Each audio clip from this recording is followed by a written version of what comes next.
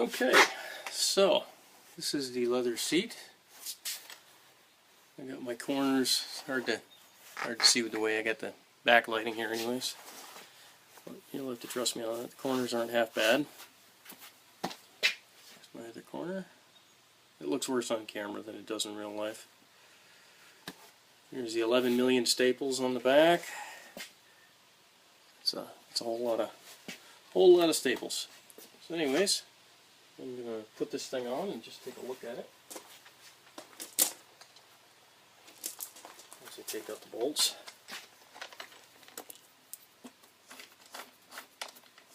I'm hoping it'll look halfway decent. We ended up going with the suede side out because that's what Mary wanted. She said it would allow us to stick into the seats a little bit better. I can't say that I disagree with that. So that's what we ended up doing. I was just more worried that it was going to attract dirt and crap like that. That's why I was going to put the shiny side out. But when the boss tells you to do something, you do it. That's just how that works.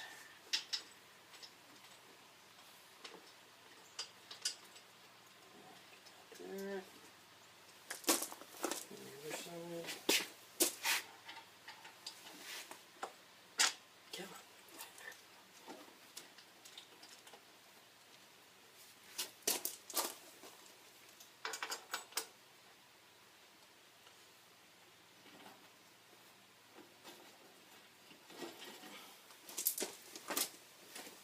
George, I think this might just work.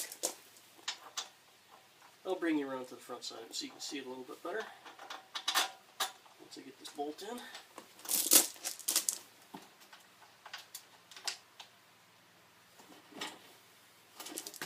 There we go. Alright. I'll bring you around so you can see it. Not half bad, I don't think. I think that actually came out pretty decent.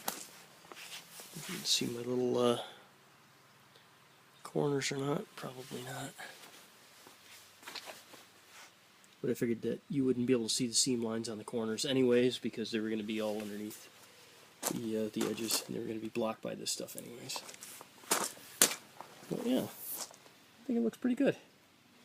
I mean, the only time you would see any of the ugliness is when it's parked like this. And if you got down underneath it, and then you saw the all the staples. But I mean, you're going to see staples on anything that's put together with leather anyways. Unless somebody put a cardboard covering over the bottom of it or something like that as a cover plate. Which is what you normally do if you're finishing furniture.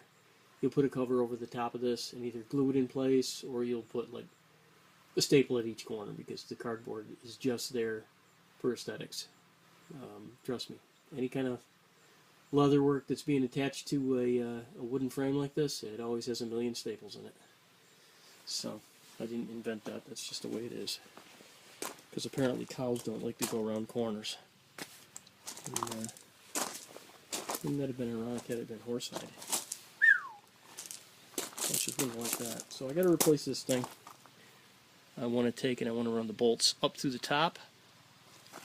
And I want to have the wide head bolts like you'd have with a standard evener, and I'd like this evener to have a slight bow in it.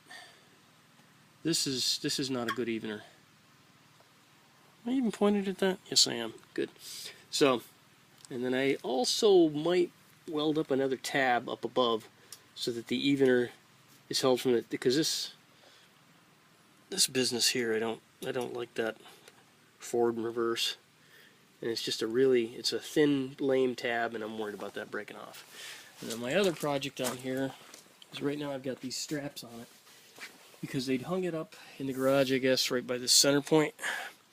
And it had stretched the springs out over a couple of years. Now, I could take a torch and heat them up, but if you do that wrong, you're going to end up with a mess. You'll either have them too loose and they'll flatten out because they'll lose their tension or what have you, or you'll just melt one, because I don't know what they're made out of. I think the springs might even be some sort of galvanized material. I have no earthly idea. So obviously can't have these limiting straps on here, so what I may end up doing is welding a little piece of chain and attaching that. I don't know if you can see that or not.